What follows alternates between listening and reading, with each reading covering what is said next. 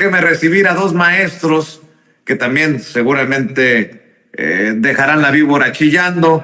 Dos maestros, grandes periodistas de larga trayectoria, cerca de un siglo de experiencia si los juntamos en la mesa como lo hacemos hoy. El querido Pepe Reveles, periodista especialista en temas de narcotráfico, crimen organizado, a quien admiramos y respetamos. Te mando un abrazo, José Reveles, ¿cómo te va? Muy buenas tardes, me da mucho gusto saludarte como siempre, a ti y a Paco, que yo sé que va a estar ahí en ese momento. Un gran abrazo. Ya está listo también el querido Paco Cruz, Francisco Paco Cruz, ambos con una larga lista de libros escritos y bueno, pues el querido Paco ya está también listo para dejar la víbora chillando. ¿Cómo estás, Paco? Buenas tardes. Vicente, ¿cómo estás? Buenas tardes. Pepe, ¿cómo te va? Un abrazote para los dos. Aquí estamos, Vicente. Aquí estamos listos.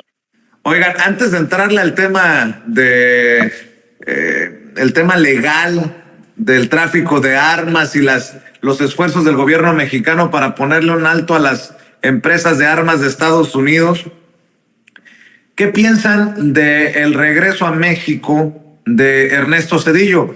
Yo digo, luego de escuchar al presidente de la mañana, dije, qué generoso es el presidente Andrés Manuel López Obrador, porque le plantea ciertas preguntas a Ernesto Zedillo, que regresa a un evento de una empresa mañana en la capital mexicana. No tocó el tema de su esposa, la familia de su esposa, de los nexos con el narcotráfico, algo que el propio César Gutiérrez Priego, que acaba de estar con nosotros, también ha señalado. Pues regresa Zedillo, como ya regresó Beltrones. A este paso no sé quién más tenga que regresar a la política mexicana, porque pues en el PRI, en el PAN, esta es la peor generación que han tenido y tienen que resucitar a los muertos políticamente hablando. ¿Cómo ves, Pepe? Bueno, como tú dices, hay que resucitar a los muertos, ¿no? Porque de hecho quienes están postulando a gente de la oposición, pues provienen de tres partidos virtualmente muertos, tirados en el piso, ¿no?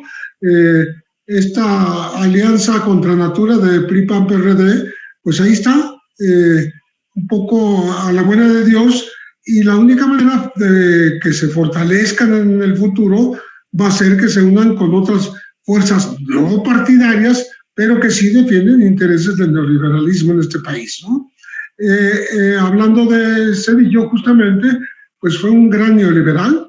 Él, siendo expresidente de la República todavía no pasaba un año de ser expresidente y ya se estaba empleando en el extranjero, ¿no? En empresas que él mismo desactivó en México. Estamos hablando de los ferrocarriles. Él se hizo funcionario antes de que se cumpliera el mandamiento legal para poder serlo, después de ser expresidente de la República.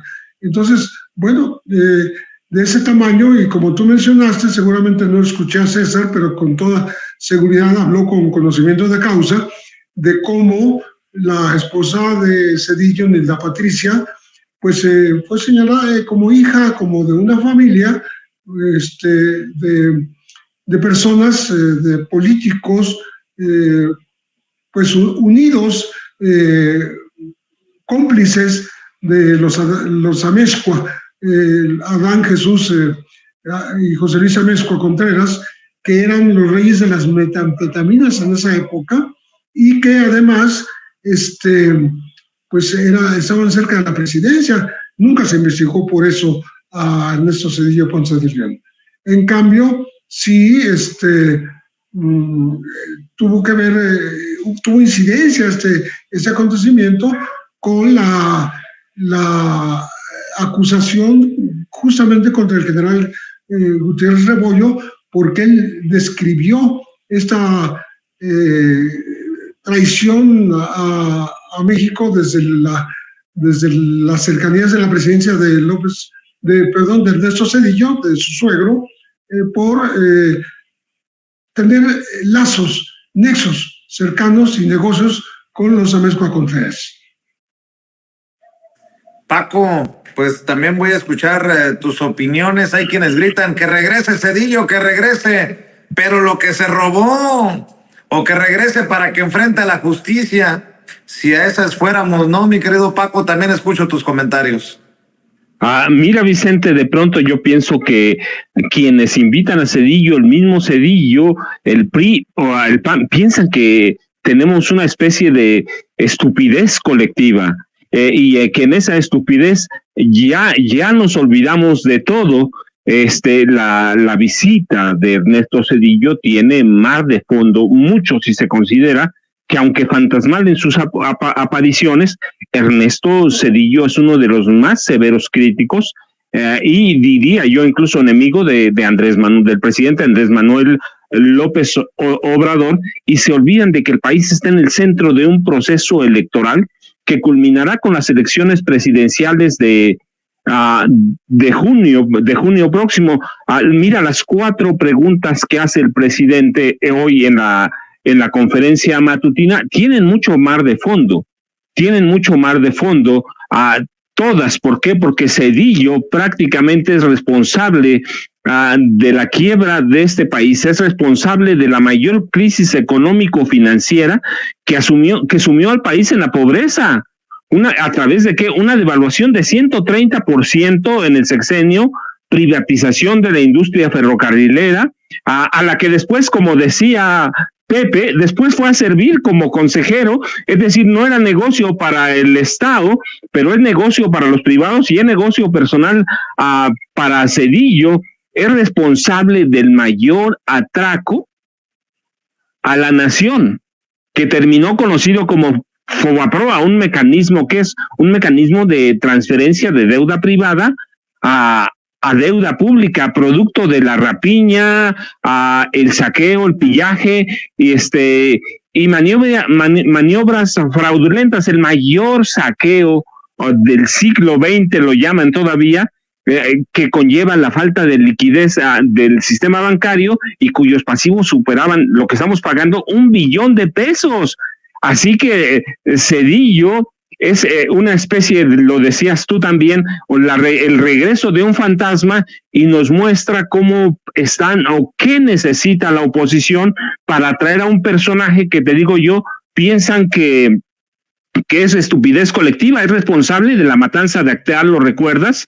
En los Altos de Chiapas, en Chenaló, 45 personas ejecutadas por un pequeño ejército paramilitar del que Zedillo, su secretario de Gobernación, Emilio Choifet Chemón, había mujeres embarazadas ejecutadas, los ejecutaron, además los fusilaron de espaldas. Es responsable en parte de la matanza de Aguas Blancas en junio de 95, cuando fueron ejecutados y emboscados 17 eran campesinos de la organización, valga la redundancia, campesina de Sierra del Sur. Y recuerda, por órdenes de Estados Unidos, él militarizó la lucha contra las drogas, y eso lleva justamente a lo que decía Pepe, a que arresten al general Jesús Gutiérrez Rebollo cuando descubre y documenta y tiene evidencias sólidas de que la familia de la esposa del presidente Zedillo, Nidia Patricia Velasco Núñez, formaba parte de la dirección del cártel de Colima. Así que mira, y el gobierno de Zedillo, nada más por recordarlo, pues es responsable de dinamitar las negociaciones con el Ejército Zapatista de Liberación Nacional, y en febrero de 95, cuando